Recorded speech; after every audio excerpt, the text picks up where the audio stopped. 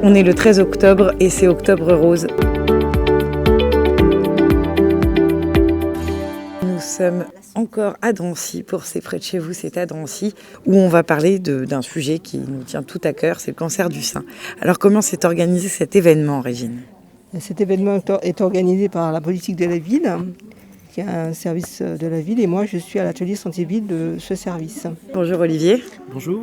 Est-ce que vous pouvez nous expliquer votre présence ici ? Alors, je suis là pour présenter quelques clichés d'un projet photographique dans lequel je me suis lancé il y a 1 an, où je photographie des femmes qui traversent le cancer. Pas juste le cancer du sein, le cancer. Nous sommes actuellement avec l'association Fibrome Info France pour parler justement de quelque chose dont on ne parle pas forcément au quotidien, donc dont on parle moins que le cancer du sein, qui est le fibrome. Alors, je suis le président du Bus de la Santé, l'association qui porte le Mamobus. Alors, Très bien. Le Mamobus, c'est quoi ? C'est un dispositif hors les murs. Donc là, on a fait tout un travail avec le service santé et le service politique de la ville, avec la ville de Drancy, pour amener des femmes qui sont hors parcours de soins à venir rencontrer des professionnels de santé. Bonjour Rosette. Bonjour. Et bonjour Marie-Luce. Bonjour. Une femme sur 4 souffre de fibrome utérin. Nous sommes avec 2 femmes qui sont concernées par la problématique. Alors un fibrome, c'est quoi ?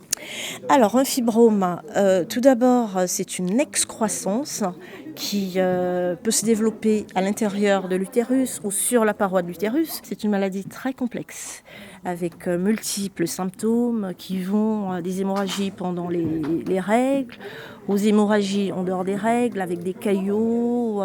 Et donc c'est très complexe parce que d'une femme à l'autre, il y a différents symptômes. L'association Fibrome Info France se bat justement pour améliorer la prise en charge du fibrome.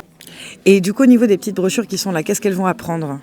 Elles vont apprendre avec des petits dessins très simples. Vous avez vraiment tout sur le sein.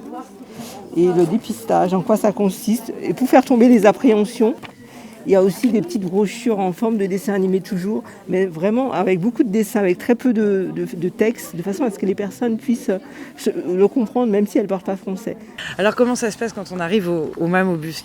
Alors, quand on arrive au Mamobus, on arrive dans la première unité, le bus qui a été mis en place avec le groupe Keolis, qui nous a fait un mécénat d'un bus qui circulait d'ailleurs. À l'intérieur, il y a une salle dédiée à la prévention, avec une infirmière qui fait des ateliers avec un buste en plastique autour de l'autopalpation.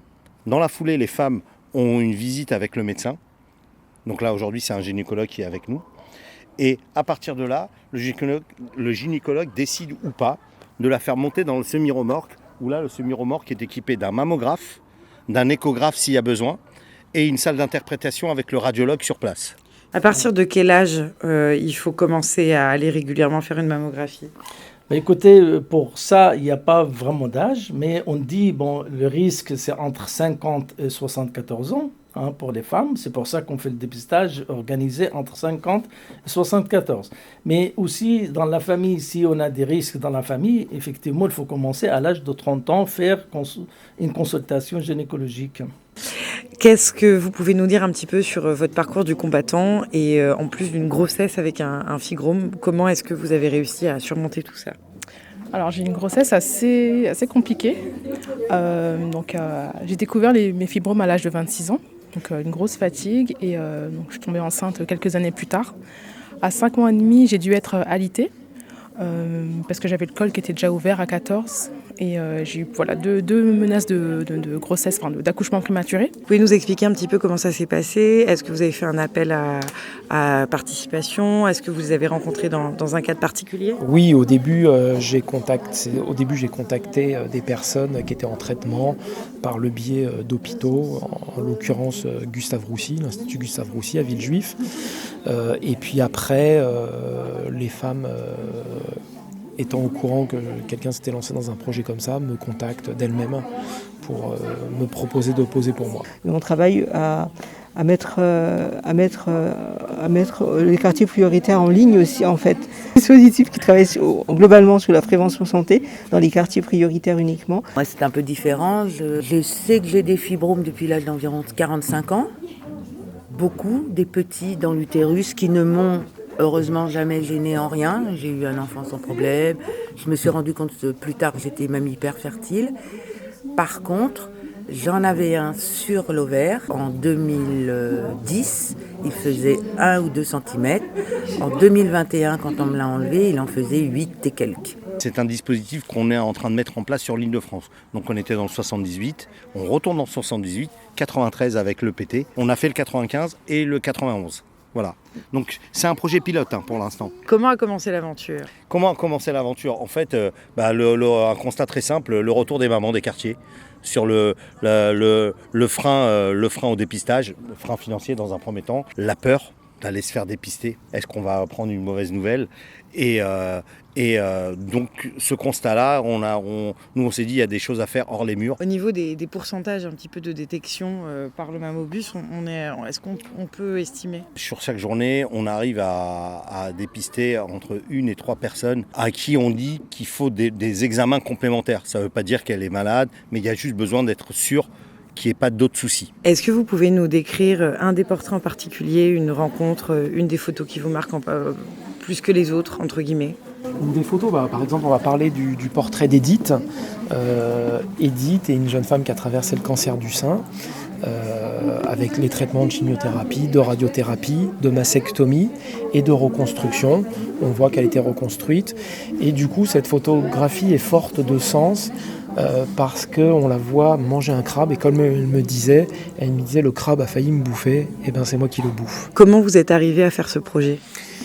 Comment je suis arrivé à faire ce projet ? Ça a un rapport avec mon histoire familiale où j'ai un enfant qui a été touché par le cancer et du coup je m'étais promis de faire quelque chose en faveur de la lutte contre le cancer et du coup je le fais au travers de la femme. Nous sommes actuellement avec monsieur Anthony Mangin, élu à la ville.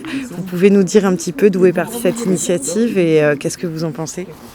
L'initiative, elle est venue du constat que beaucoup de nos habitants, finalement, sont éloignés de la démarche de soins. Une femme qui va être dans une démarche de la sorte arrivera à la concevoir, y compris pour ses enfants, pour son mari, se dire la santé, c'est quelque chose qui se pense, même quand on n'est pas malade, quand on n'a pas de symptômes, quand on n'a pas de difficultés.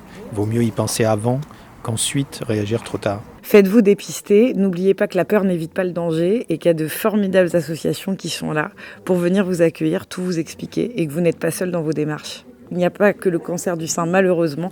D'autres maladies sont présentes, mais des femmes formidables se battent, et des hommes également, pour pouvoir vous informer, vous protéger, vous guider. C'est près de chez vous, c'est à Drancy. Venez vous faire dépister. Bonjour. Bonjour. Ça s'est bien passé ? Très bien passé. On est la web TV en fait de Drancy et on fait un reportage un petit peu sur ce qui se passe. Très bien, super. Vous en avez entendu parler par la communication de la ville du coup ? Oui, sur le Drancy Média. D'accord.